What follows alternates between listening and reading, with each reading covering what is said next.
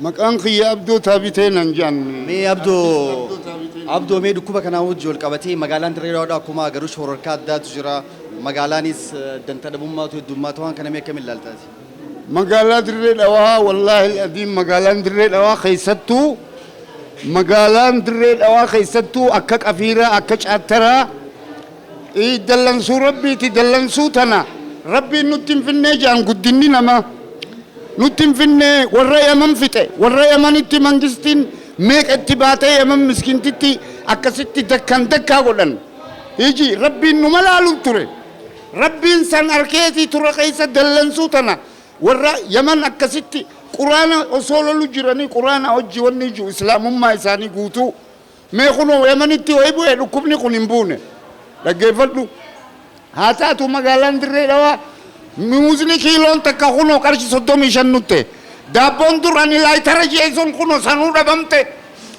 haya jiruu namaatti hin jirru mana keessaa nuti gabbaanee akka cululleetti ijoolleef qoonqoo funaanuu dadhabne namni wal dheessa wal shakka dhukkubni Dirreedhaa keessatti hamma dura irra mul'atee qabamee ni qaba jedhanii isin argine nuti islaamoota rabbii tokkicha amannaa ammallee nuti amantuma teenya jala yaa'u jirra magaalaan Dirreedhaa ammoo waa'ee koronaa fi jinni tana waa takka waan irraa quba qaban hin jiru teenyaa miti tun nu achi dhaqaa rooba xayyaaraa maan cufne masgiida cufuu ni beekanii xayyaaraa alaa nus seentu tana maan cufne ta dhukkuba nu fiddu xayyaaraa alaa seentu tana nurraa cufuu qaban ayyarpoortii nagaa biyyaa yoo fedhan ayyarpoortiin Itoophiyaa nurraa cufamuu qaba biiti teenya dhukkubni kun hin seenu nagaya qabna biyya keenyatti jiruu akkana qaalooyitee jirtutti magaalaan adiidha kan fira qabu fira isaatu biyya alaati gargaaru jira hanqabni hoyaabo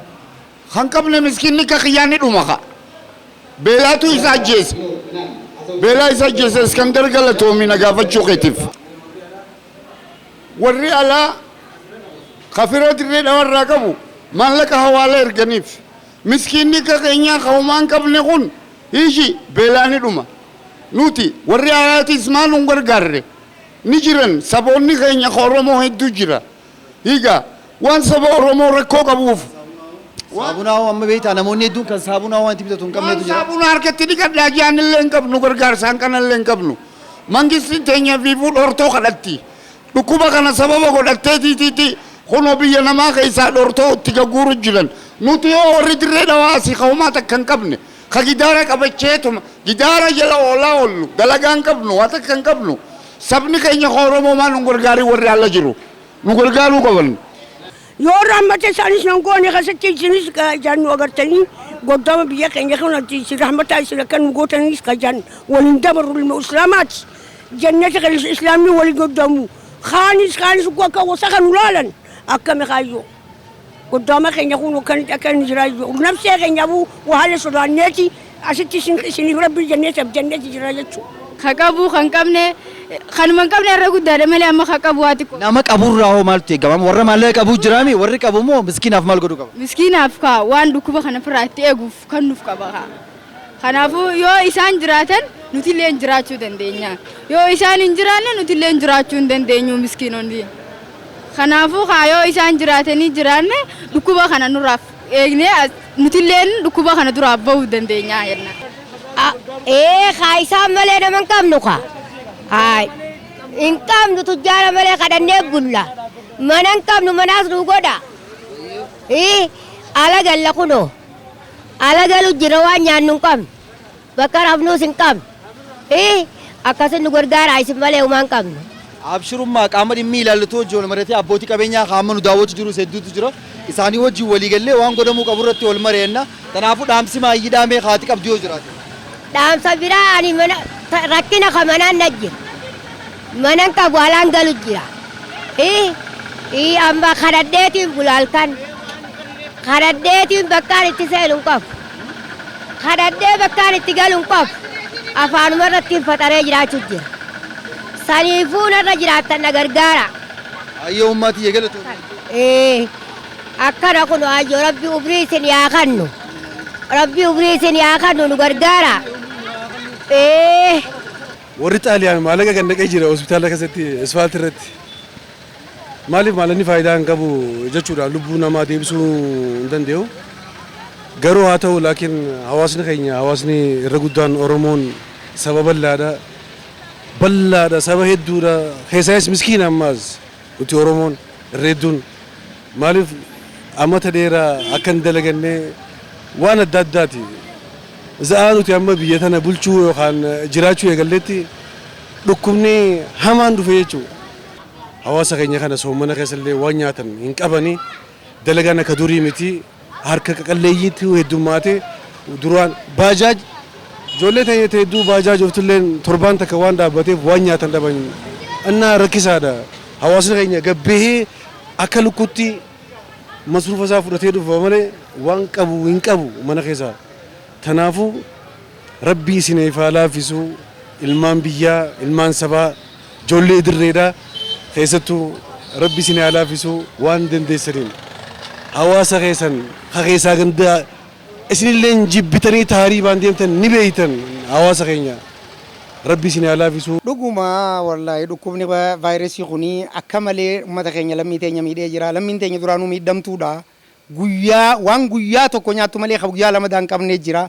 Kanaatu har'a mana galee rakkoon addaa isa mudatee jechuudha harka qalleeyyii teenya tan. Kanaafuu ummanni keenya harka qalleeyyiin gargaaramuu qaba jennaa baddee isaa riilisteet akkaan galatoonfanna. Nulleen hanga dandeenyutti tattaaffii goonee kunoo soomanaa fi vaayirasii kanaan uummata rakkatee mana galee harka qalleeyyii teenya tana gargaaruudhaaf waan takka godhaa jirra. Kanallee harkuuf teessan jechuu rabbi jee. Kanaafuu uummanni keenya gargaaramuu qaba rakkataan nuti nyaannee kaan agabuu hogguu bul nuti hoggu sadii nyaannee hoggu takka nyaachuu hin dandeenye ka jiru kana yoo yaadachuu baanne rabbiinis nurra laala. Nullee wal zigaallaa mootummaallee nu zigaalti. Kanaafuu zigaal kana cufa jalaa bahuudhaaf hogguu nuti hoggu sadii nyaanne yoo xiqqaate hoggu takka nyaachuu qaba harka qalleeyyiin keenya kun yoo xiqqaate. Kanaafuu namuu waan danda'uun dirmachuu qabaan jaan waan danda'uun dirmachuu qabaan jaan.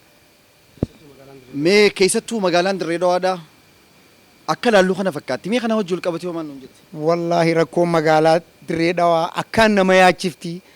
Magaalaan Dirree Dhawaa ni dagatamtee amata 28 hedduu dagatamtee hedduu rakkina irra turtee rakkina kana gubbaan rakkinni biraa ka vaayirasiitii fi adda addaa isa mudatee vaayirasiin kun rakkina addaa mudate jechuu keessattuu. Kan guyyaa takka nyaatulleen kadhaaf akka bahu ta'e jechuudha. Nama hedduu ka dhufee asitti narra boo'ee jira jechuudha ilmaan kiyya gabu jira jaanii har'a ganama kana akkaan juu wallaale jechuudha waan hin qabutti kenneetiin booda dhuftee waan fudhatta jeeni boroo rabbi jeeni amma baallama qabeef jechuudha.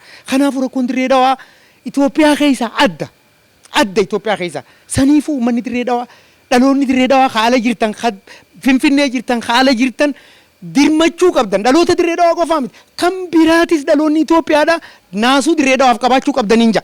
Dirree Dhawaan akkaan miidhamtuudha. Kanaafuu haala jirtanis ka keessa jirtanis ka Dirree Dhawaa dhalatanii fi kan dhalataniifu dhaloonni Itoophiyaa guutuun Dirree Dhawaan akkaan na'uu qaban. Dhukkubni kunis akkaan isaan sodaachisa.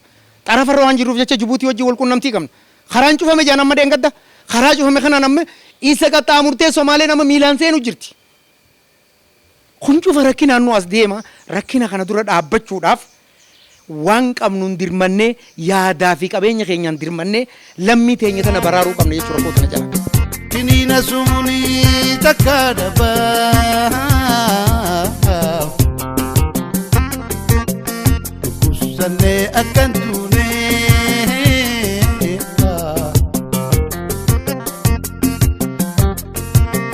dhaamsa keenya dabarfanne dhaamsa keenya dabarfanne akka booddee jedhunee nuun jedhan dhaamsa keenya dabarfanne.